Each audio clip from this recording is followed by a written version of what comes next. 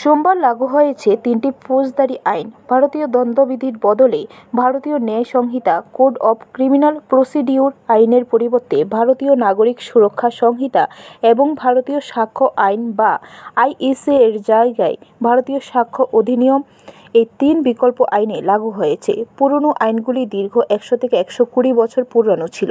মানুষের স্বার্থের কথা চিন্তা করে এই আইনগুলি তৈরি করা হয়েছে। এই তিনটি আইন তৈরি করার পেছনে মূলত কারণ হলো বর্তমান সময়ে যে সমস্ত ঘটনা দেশে সংঘটিত হচ্ছে সেই ঘটনাগুলি সুষ্ঠু নেই অনুযায়ী আইনগুলি ছিল না, যার কারণে বর্তমান ঘটনাবলীর উপর গুরুত্ব দিয়ে আইনগুলি তৈরি করা হয়েছে। কারণ লক্ষ্য করা গেছে গত কয়েক বছরে যেসব ঘটনা সংঘটিত হয়েছে সেসব ঘটনার সুষ্ঠু তদন্ত করতে গিয়ে পুরনো আইনগুলির জন্য সমস্যায় পড়তে হয়েছে পুলিশ প্রশাসনকে। তাই বর্তমান ঘটনাবলী উপর নির্ভর করে তিনটি নতুন ফৌজদারি আইন লাগু করা হয়েছে। আইন লাগু করার আগে 4 বছর আলোচনা হয়েছে। তারপর বিচারপতি, আইনজীবী সহ বিভিন্ন অংশের বিশিষ্ট জনদের কাছ থেকে পরামর্শ নিয়ে এই আইন কার্যকর করেছে সরকার।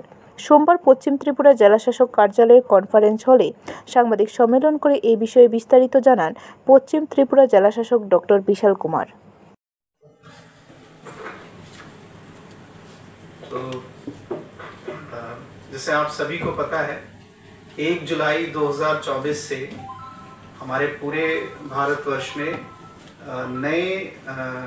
तीन नए क्रिमिनल लॉज लागू हो जाएंगे, जिसमें से इंडियन पीनल कोड 1860 को रिप्लेस किया जाएगा भारतीय न्याय संहिता, क्रिमिनल प्रोसीजर कोड 1898 को रिप्लेस किया जाएगा भारतीय नागरिक सुरक्षा संहिता और इंडियन एविडेंस एक्ट 1872 को रिप्लेस किया जाएगा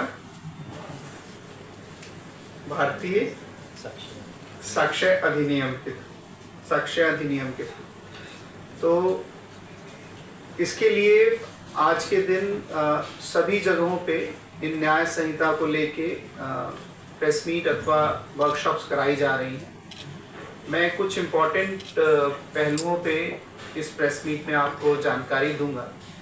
आप सभी देख सकते हैं कि ये ज़्यादातर जो कानून है वो आज से लगभग 120 से 160 साल पुराने हैं और हमारे ऑनरेबल प्राइम मिनिस्टर सर ने। ब्यूरो रिपोर्ट, खबर त्रिपुरा।